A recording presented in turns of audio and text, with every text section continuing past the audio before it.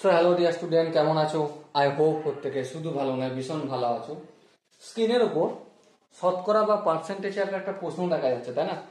এই প্রশ্নটা প্রথমে আমরা মন দিয়ে পড়বো, বুঝবো, তারপর অঙ্কটা করার চেষ্টা করবো। ওকে, কি লেখা আছে দেখো। একটি খালি পাত্রে 1260 লিটার তেল ঢালার পর পাত্রটি 37% খালি আছে।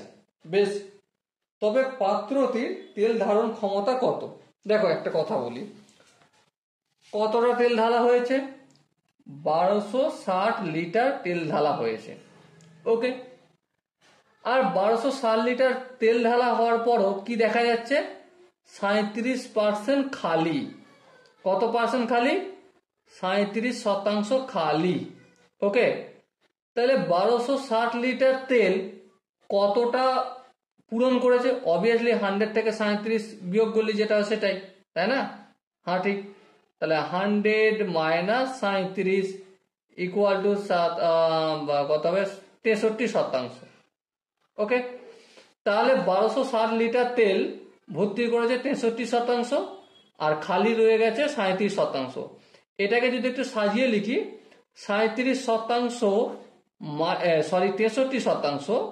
63% মানেই কত? 1260 লিটার। হ্যাঁ ঠিক। আর 1% মানে কি? 63%-এর 1 ভাগ, তাই না?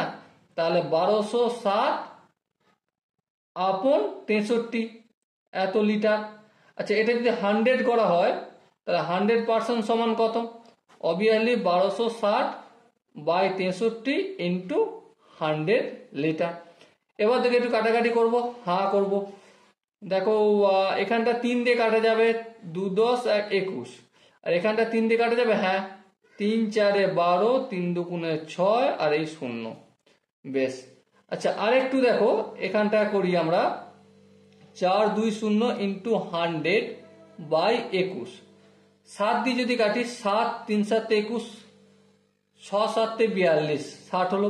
3 1 3, 3 20 60। সো আলটিমেট কত হলো? 20 গুণিতক 100, তাহলে 1 2 3 কত হলো?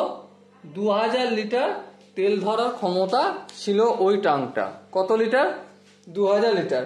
এবার দেখো এখানে অনেকগুলো অপশন আছে, তার মধ্যে কোন অপশনটা ঠিক?